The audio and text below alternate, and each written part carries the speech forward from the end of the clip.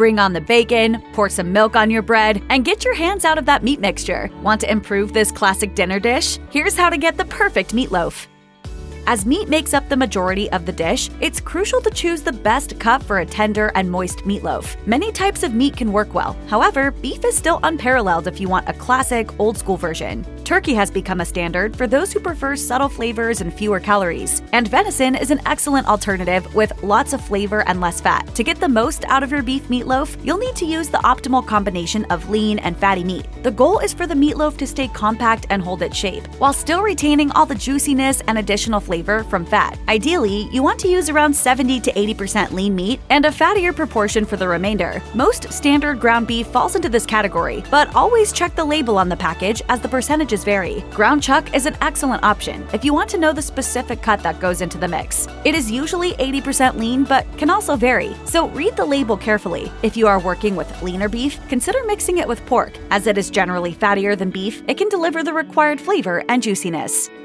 Eggs are one of the standard ingredients in classic meatloaf recipes. Technically, you can make the dish with a suitable egg replacement, but skipping them altogether is not recommended, as they have several purposes. Primarily, they act as an adhesive element. As eggs naturally coagulate when heated, they will help the meatloaf retain its form and stay compact. Eggs will also increase the moisture content, ensuring the meatloaf does not dry out. Lastly, they will make your meatloaf more flavorful and deliver supple richness. For the perfect meatloaf, you want to ensure you add the right amount of eggs. This can be tricky to determine, but a classic ratio is to use 1 egg per pound of meat, though this can vary depending on the type of meat you use. If you are working with leaner cuts, adding more eggs helps increase the fat content and in turn the moisture and juiciness. Overall, the rule with eggs is that you reduce the amount for a sturdier texture and add more eggs if you want a loose meatloaf. Though it is often underestimated, your mixing technique can significantly affect the texture of your meatloaf. The secret is to use a light hand. Vigorously squishing and squeezing ground meat is not a good approach, as it releases all the juices you are trying to keep inside the loaf. Knead everything together using your hands. All right.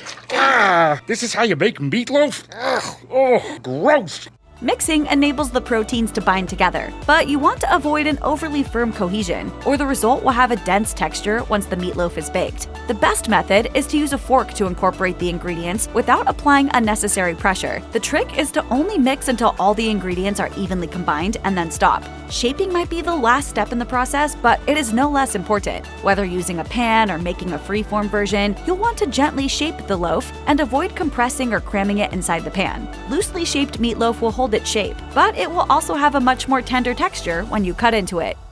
Bacon is a staple ingredient in many kitchens, and though it isn't always associated with meatloaf, it might just be the secret ingredient that transforms your meatloaf from merely being good enough into a 5-star dish. It's best to finely chop the bacon, or use a food processor to trim the strips into smaller bits. Additional frying is unnecessary, as the bacon will cook inside the loaf. All you have to do is add the pieces directly to your classic meatloaf mix so they can infuse into the whole loaf, imparting earthy and smoky flavors that pair well with ground meat. Apart from evident flavor qualities, the fat will also provide extra moisture, making the meatloaf tender and juicy. Bacon works well with all types of meat, but it's especially welcome when working with lean beef, chicken, or turkey. These options tend to have a significantly lower fat content, so they will certainly benefit from an additional boost. Another route for bacon lovers is making a bacon-wrapped meatloaf recipe that will help lock in all the moisture and flavorful juices. You want to know how good bacon is? To improve other food, they wrap it in bacon.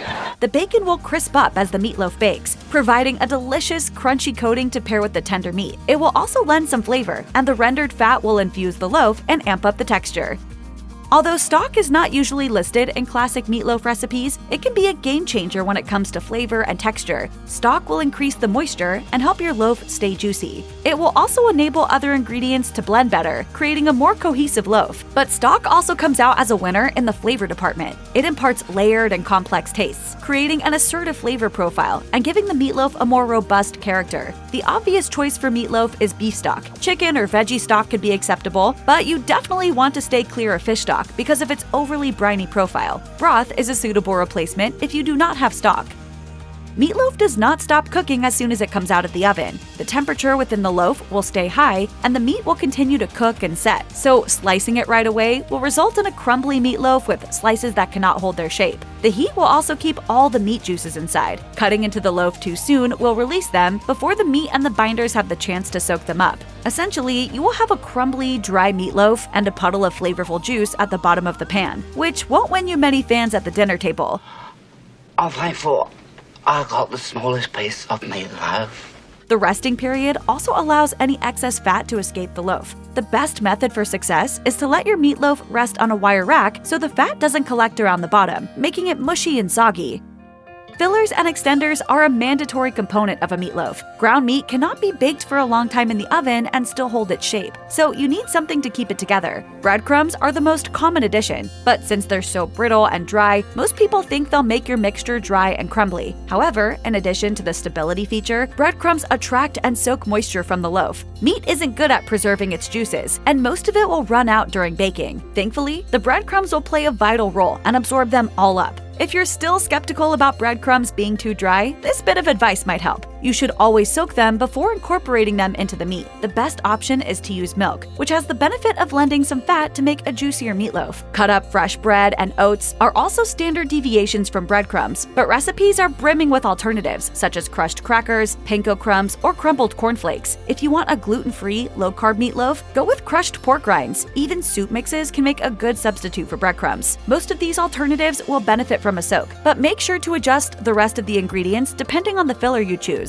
Apart from milk, try soaking the fillers in cream for a more luscious result, and buttermilk, stock, and even water will work too. We got ketchup. That's what I like to eat it with. Smothering ketchup over meatloaf has long been a secret trick among home cooks, but it would be a shame to ignore the potential it has inside the meatloaf. For a juicier and more succulent version, try adding ketchup to the meat mix. The classic tomato version is the safest way to go, but spicy or herb-flavored ketchup could also perform well. While you're at it, don't restrict yourself to ketchup. There are many other sauces and condiments that can easily upgrade your meatloaf by delivering spice, tang, and aromatics. A dash of Worcestershire or soy sauce will give the meatloaf complexity and a distinctive umami touch. Barbecue sauce is a natural partner with ground meat, and it's an excellent choice if you want a touch of smokiness. Ground meat is a great canvas to play with, so don't be afraid to test your other favorite sauces and condiments. Apart from the flavor kick, these add-ins will also provide moisture. Meatloaf is usually shaped into a big hunk of meat, which can be tricky to bake correctly. Often, the temperature is set too high, so the center does not have time to cook thoroughly before the top burns. Meanwhile, if the temperature is too low, the exterior will not develop a nicely browned crust. The secret is to bake your meatloaf at 375 degrees Fahrenheit for a perfectly baked center with a slightly firmer, caramelized crust. Apart from the ideal temperature, it's crucial that the meatloaf does not stay in the oven for too long. House ovens are finicky, and each has its own way of functioning, so relying on a defined baking time is challenging. But there is a very simple solution: a kitchen thermometer. It's the easiest and safest way to ensure the meatloaf is baked so you can pull it out at the right time. The center of the loaf should reach 160 degrees Fahrenheit or above. After that point, take out your loaf, and it will be baked but remain moist and juicy.